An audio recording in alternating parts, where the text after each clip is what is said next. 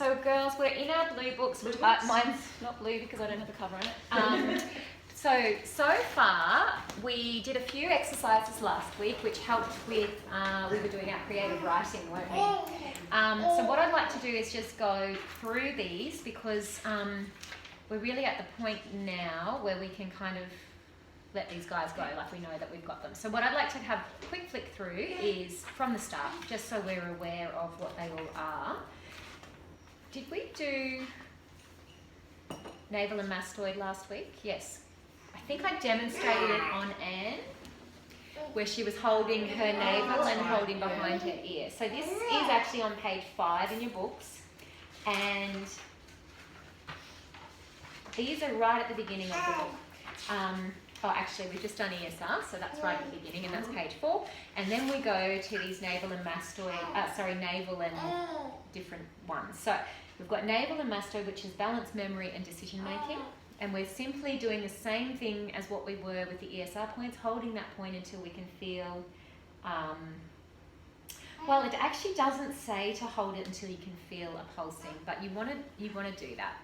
Okay. It's on the bump. Yeah, it's the bony bump. No, it's the bony bump behind your ear. So you want him to hold on that point. And this is self-responsibility. You want the person to do this for themselves. You don't want to have to do this for them.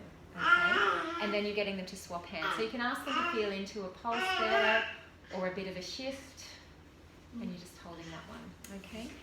And then navel and occiput is a similar thing. So holding the belly, but holding the occiput. Now you can either use your fingers on the occiput or you can just put your whole hand behind, which feels really lovely actually and nurturing. And again, you can get the person to do this for themselves. Now this is visual perception, okay? So it's how we're seeing the world, how we're perceiving what we see, yeah? This one could be a good one for Matthias actually. Yeah. Yeah. Can I do it for him? Or yes, you could for him, definitely. And then we also, on your balance sheets, this falls under the electrical. Okay, so if you're looking on your columns, can you see there? We have ESR up the top under emotional. Sorry, not electrical, emotional, sorry. Oh, are you talking to me? So we've got navel, navel and mastoid. Yep. What have we got? Navel and occiput. And then navel. Oh, okay. There is also going to be navel and ESR. Okay? Eventually, I don't know why it's not on there right now, but there is navel and ESR as well. Okay, so that will eventually turn up in there as well. All right, and then we have hooks. So that takes up the first of our emotional column balances. So you'll find them in your blue books, just so you know. All right, so now we come to acupressure points, and that's all around our switching on. Okay, so that's in your blue books. We've covered off on those. The first one's our zipping and unzipping, so our central meridian, which we all know and love. Our kidney 27, so that's our switching on. We've got our top and bottom lip, which we do it in another order, but that's okay. And then we've got our front and back one, which is our thing. Okay, and then of course we had our acupressure ears. Yep. Auditory perception. Yep, so we know all about that. So then we get into our muscle releases, okay? And this starts on page 14. And what I'd like you to do, there are 10 muscle release exercises. Do we know where we're finding our muscle releases on our under structural? sheet? That's right, it is under structural. Eventually, on those sheets, it won't have all 10 of them listed out. It will just have muscle release 1 to 10, and you just have to go through and find out exactly. So what I'm going to get you to do in muscle release now is mark up on each of the pages number 1 through to 10. So then when you're flicking through, you can go, oh yeah, this is muscle release 1, 2, 3, 4, 5, 6, 7, 8, 9. Okay. And then we'll go through them one by one in case there's any that we haven't actually covered yet.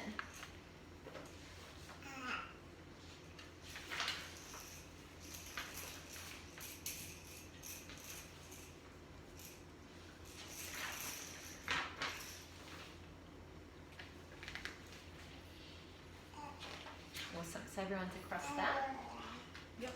Excellent. Okay, so let's start at the beginning. Number 1.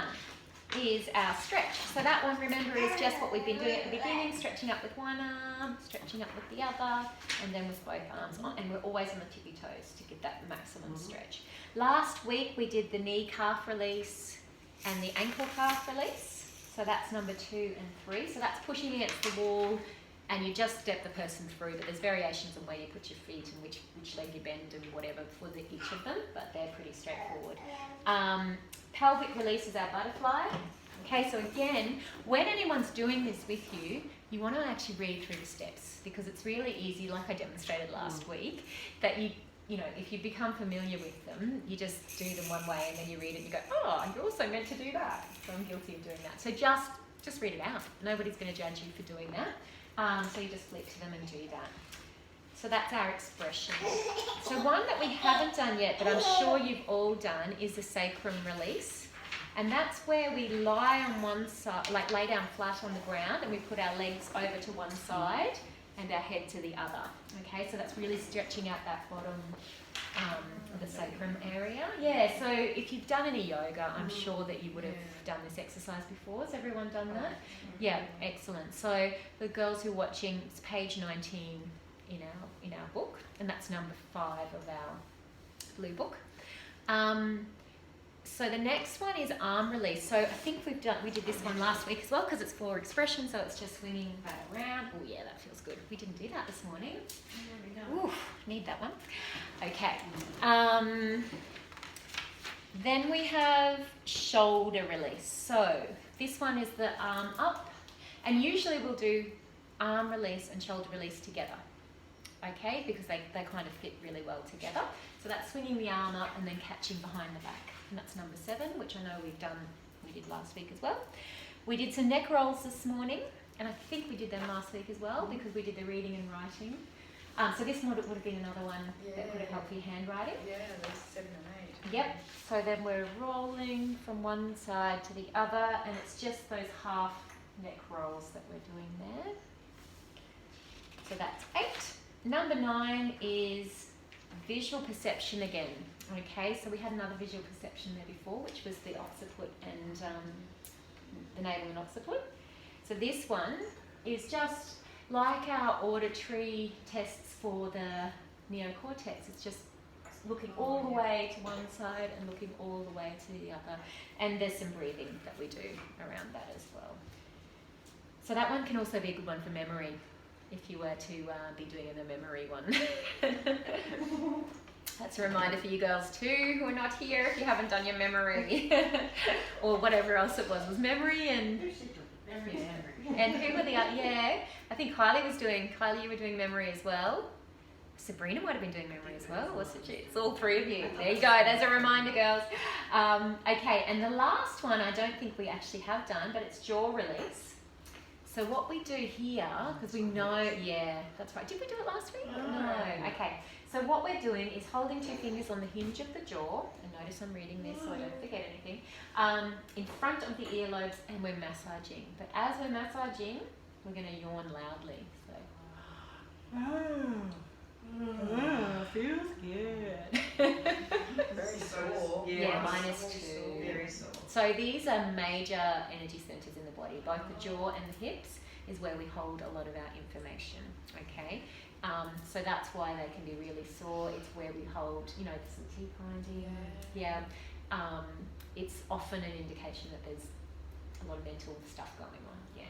How has that been? Sorry, it's I'm meant to be working out. Yeah, it's not gone away, but it's not as bad as it was before we came. Yeah. Okay. So. All right. Yeah, we'll have to work out a time to ask me about that. We'll do that. So speech and oral reading, that one is for. So a physical injury to that area. It's massive. It can have neurological issues. Yeah. So you've had a broken jaw. Oh yes. And that came right out of the suburb. Yeah, that can have massive implications with I think with brain kind of connectivity. Yeah. That'd be worthwhile looking into. It's the vagus nerve. I always call it vestibular. It's vagus nerve. The vagus nerve. And vagus nerve's responsible for so much. Like there's so much going on in this area. Yeah, it's massive. Okay. Mm. More work needed. Yeah.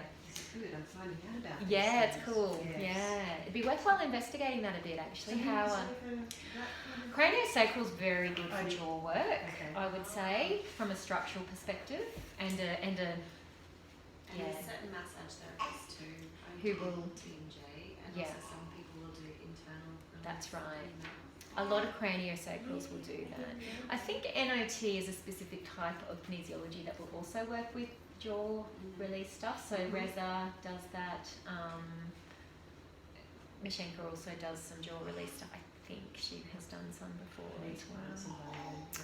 Yeah, I do know a lady locally who does Bowen, and I know she's done some craniosacral and jaw stuff, so I can ask her. I have asked her in the past about jaw stuff, and I'm pretty sure she will do some jaw release stuff. So, and she's very gentle and nurturing. So, yeah, and she's just in Cedar Grove, Cedar Vale. Yeah, she's great. Okay, so let's have a look at bilateral movements. We did some of this the other day, so we were doing the drawing, bilateral drawing, where we had to imitate ourselves. So creativity and mathematics for that one. This is page 26. Oh, this one we haven't done before is the lazy eights. Now this is about both reading fluency, but also binocular and peripheral visions. So what we're doing with this one is page 27. We're placing our thumb straight out in front of us, and we are drawing an 8 lying on its side, making sure that you draw up and over the top of each circle, starting up and to the left. So we're going up and to the left, and then we're tracking the thumb with our eyes. Okay, we're going, we're doing 3 times with each hand, and then 3 times with both hands together. So we'll stop in the middle, and then we go up and to the left, tracking that all the way around, and stopping in the middle, and then we do the 2 thumbs together, and up and to that left. And you can try and take it out as far as your periphery will go as well, because that stretches that. Or as far as your arms. Yeah, exactly, that's it. And this can help with reading fluency. So if you were, working with someone on that, you'd get them to do these. We also have some body 8s. Now we've done them to start with, so that we can draw that figure of 8 in whatever plane you choose to. You can also do it with whatever part of your body. So you could do it with your elbow if you wanted to, or your hip, or your leg, or your knee, or your... So if you was typically uncoordinated on one leg, you could do that. Yeah, you could do that too. Yep, totally. Yep, so it says here at the bottom, it's like a side note, 8s can be traced on any plane with any part of the body. Do them on the floor, in front, up above, or to the side of you. Do them projected onto the far wall or around your lips with your tongue. You can trace them with your elbows, hips, or legs. To improve your balance, do them standing with your ankles crossed. Cool. Yeah. So there we go. Now, did anybody have a crack at the alphabet 8s? Yeah. Shall we do it now? Okay. Oh, you had a go. Good. Yeah. Yeah, I had my son doing it this morning because I wanted him to take it into school. And actually, we might wait until the other girls are here to do alphabet 8 so that everybody gets a chance if they don't get to. How does that sound? So cross crawl we've done, which is on page 30. And integrating hands we've all done, which is just bringing that in and breathing in and then out. Well, I got my dad to do this. Mm-hmm. So once the thing was on to integrate it together, and he said to me,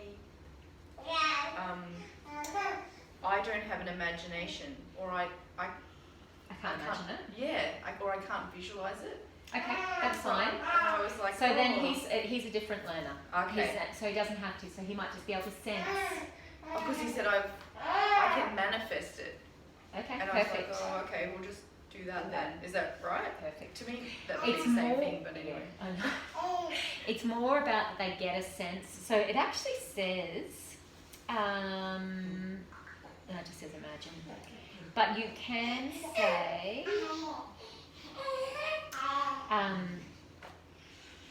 it must be another different thing I'm thinking of. But you can, okay. So if someone's struggling to see it. Yeah. It's not that we actually say to see it, it's imagine. Well, I did say imagine. I Yeah, said yeah, you in the should say for hand, all the imagination steps and too. details of the task you want to improve, and imagine in the right hand we have the results. So it's not even that they have to, okay, Yeah. so it's not even that they have to know what they are, they've just got to imagine they're there, and that they are the steps, and that they are the overall. Oh, okay. So it's not that they have to know what they are, think what they are. It's letting the subconscious mind know that that's what's happening there, and that's that what's hand holds happening the there. steps, and this is the. That's right. So they don't have to see them, they don't have to feel them, Yeah. they don't have to. But I do encourage people to feel that they're there. Feel it. So I can feel Okay. an energy when I do that. Yeah. And so even if you can just get that, yeah. Still hard. Yeah, it's still hard. Yeah. Yeah. So even just tapping into just saying to yourself, the steps and procedures are there, Yeah. you know, and then you're integrating them together. Yeah. Yes. But we'll have a play with that with you and just see. Yeah. I think the confusion comes when someone thinks that they have to know what those steps and what they are. procedures are, where they don't. Yeah, I think my Yeah. mind just goes, Yeah, I don't know what they are. Yeah. But so Yeah. just Yeah. trusting, so Yeah. maybe even Okay. putting trusting that the steps and Steps are procedures there. are there And the outcome is there. and the outcomes are there and we're bringing them together. Yeah. Now there's a memory input technique thing here. I think it's interesting. So it's quite It's very interesting. simplistic. We might do it all as a group. So basically, I have a piece of paper and it's written in different colours. It's quite a laborious way to remember something, but if you do it, it's incorporating the VAK, so the visual, the auditory, and the kinesthetic, and then that's inputting that into your mind. So you're covering off on all of the bases. So whether or not someone would take the time to do this physically for something, they might. But anyway, so I find it's a bit long and drawn out for remembering one thing. But we can do that. But we won't do it now because you girls are not here. So, okay, and then it's just our switch on routine at the back. And we're done. So, the thing to remember is we have emotional corrections in here, we have structural corrections in here, and we also have electrical corrections in here on your database. Okay? So, if you can't find your corrections, always go to the blue book. Always have that So in the you back get of your them mind. physically off the table once you've ticked. To what do they are these to do corrections? these. Yep. Yeah. You'll get them to do them in the moment, and sometimes as we get further down the track, they might need to go take them home as a home support exercise to do. And then you put them back on the table Yep. and test the lock. And make sure that it's locking, yep, and that's cleared, yep, the stress is cleared around it, Yeah. and then, move on to the next one, yep, perfect. So after you've tested here, done this section, that's when you ask the question.